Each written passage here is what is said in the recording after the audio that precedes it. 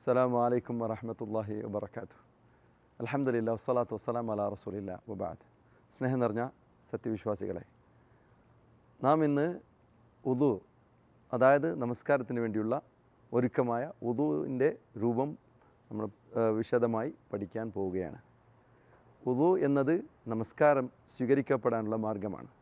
അതുമാത്രമല്ല, ഒരാൾ അള്ളാഹുവിൻ്റെ റസൂൽ സല്ലല്ലാഹു അലൈഹി വസല്ലമിൻ്റെ സുന്നത്തിനനുസരിച്ച് വുദു ചെയ്യുകയും അതുപോലെ നമസ്കരിക്കുകയും ചെയ്താൽ അള്ളാഹു സുബ്ഹാനഹു വ തആല അയാൾക്ക് സ്വർഗം നിർബന്ധമാക്കുന്നതാണ്.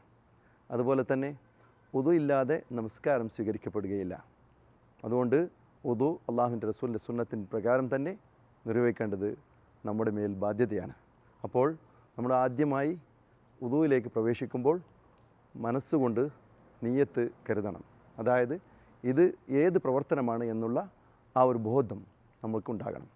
എന്നിട്ട് അള്ളാഹു സുബ്ഹാനഹു വ തആലയുടെ നാമം കൊണ്ടാണ് തുടങ്ങേണ്ടത്. ബിസ്മില്ല എന്നാണ് തുടങ്ങേണ്ടത്.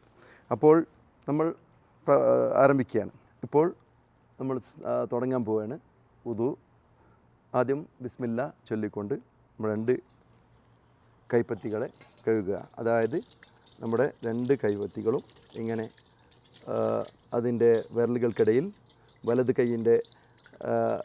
വലത് കൈയിൻ്റെ മേൽ ഇടത് കൈയും, ഇടത് കൈയിൻ്റെ മുകളിൽ വലത് കൈയും, കൈപ്പത്തിയുടെ ഇവിടെ ഇതുവരേക്കും നമ്മൾ കഴുകുക. 3 പ്രാവശ്യം കഴുകുക. 2 കൈപ്പത്തികൾ കഴുകിയതിന് ശേഷം നമ്മൾ ഇനി കഴുകാൻ പോകുന്നത് വായിലേക്ക് വെള്ളം കയറ്റുകയും കുപ്പിളിക്കുകയും പിന്നെ മൂക്കിലേക്ക് വെള്ളം കയറ്റുകയും ഇടത് കൈ കൊണ്ട് ചീറ്റുകയും ചെയ്യുക എന്നതാണ്.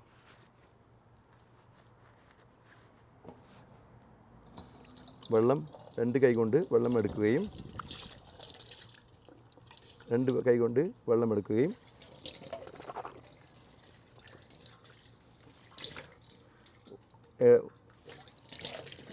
മൂന്ന് പ്രാവശ്യം ഇടത് കൈ കൊണ്ട് ചീറ്റുകയും ചെയ്യുക.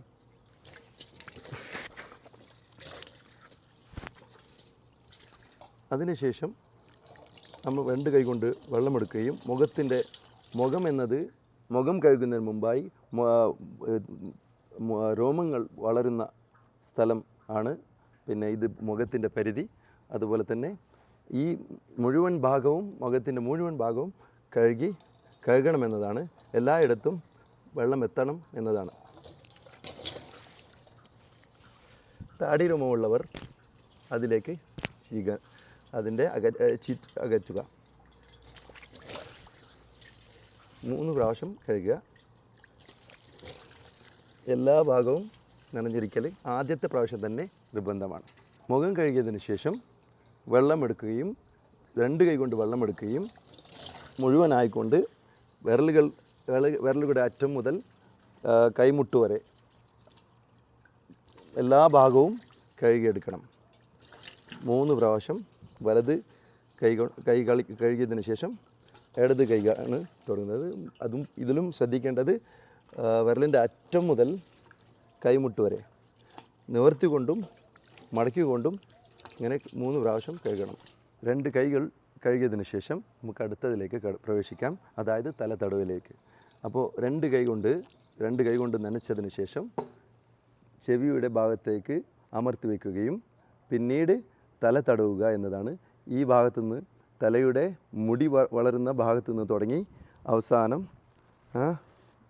ഇതിൻ്റെ പിൻവശത്തേക്ക് കൊണ്ടുപോവുകയും അതിനെ തിരിച്ച് അതേ ഭാഗത്തേക്ക് കൊണ്ടുവരികയും എന്നിട്ട് 2 വിരൽ കൊണ്ട് ചൂണ്ടുവിരൽ കൊണ്ട് ചെവിയുടെ അകത്ത് തടവുകയും തള്ള വിരൽ കൊണ്ട് ചെവിയുടെ അടിഭാഗത്ത് നിന്ന് താഴെ ഭാഗത്തു നിന്ന് മേപ്പോട്ടും ഒരു പ്രാവശ്യം. അതുപോലെ തന്നെ ഇടത് ചെവിയും ചൂണ്ടുവിരൽ കൊണ്ട് അതിനെ തടവുകയും പിന്നീട് താഴയിൽ നിന്ന് മുകളിലേക്ക് തടവുകയും ചെയ്യുക എന്നതാണ് അതിൻ്റെ പരിപൂർണമായ രൂപം. തല തടവുകയും ചെവി തടവുകയതിനു ശേഷം നമുക്ക് വുദുവിൻ്റെ അവസാന ഭാഗത്തേക്ക് കടക്കാം.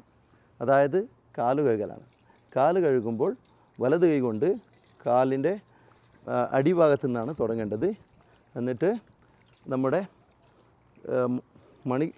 മണിക്കെട്ടിന് മുകളിലാണ് ഇത് കഴുകേണ്ടത്. ഇവിടെ ഇതിൻ്റെ മുകളിലൂടെ കഴുകി വെള്ളം എല്ലാ ഭാഗത്തും തട്ടിയിരിക്കണം. ഇത് ശ്രദ്ധിക്കേണ്ട ഒരു കാര്യമാണ്.